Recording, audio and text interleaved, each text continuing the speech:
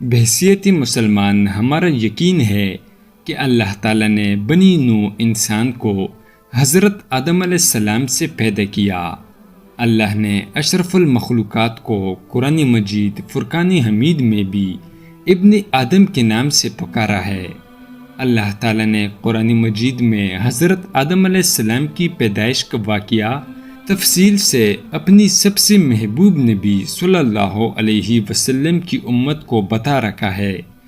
اس کے ساتھ ساتھ اللہ تعالیٰ نے انسان کو اس کے کل دشمن شیطان کے بارے میں بھی آگاہ کیا ہے، جس نے سب سے پہلے حضرت آدم علیہ السلام کو بہکا کر جنت سے نکلوایا تھا۔ حضرت آدم علیہ السلام پہلے انسان اور اللہ تعالیٰ کے پہلے نبی بھی ہیں، جنہیں اللہ تعالیٰ نے خود اپنے ہاتھ سے بنایا، اور پھر جب آدم علیہ السلام نے شیطان کے بہکاوے میں آ کر اللہ کے احکامات کو نظر انداز کیا تو اللہ تعالیٰ نے حضرت آدم علیہ السلام کو زمین پر اتار دیا، لیکن کس جگہ پر اتارا گیا اس کے بارے میں قصص الانبیاء میں حضرت حسن رضی اللہ عنہ کے حوالے سے روایت ہے کہ حضرت آدم علیہ السلام کو ہندوستان میں اتارا گیا اور حضرت حوا کو جدہ میں، جبکہ ابلیس کو بصرہ سے چند میل کے فاصلے پر دستمسان میں اتارا گیا اور سام کو اصبہان میں اتارا گیا۔ ابن ابی حاتم نے بھی اسی روایت کو نقل کیا ہے۔ سدی کہتے ہیں کہ حضرت آدم علیہ السلام ہند میں اترے اور حجر اسود بھی ان کے ساتھ تھا، اور کچھ پتی بھی جنت سے لائی اور ان کو ہند کی زمین میں پھیلا دیا،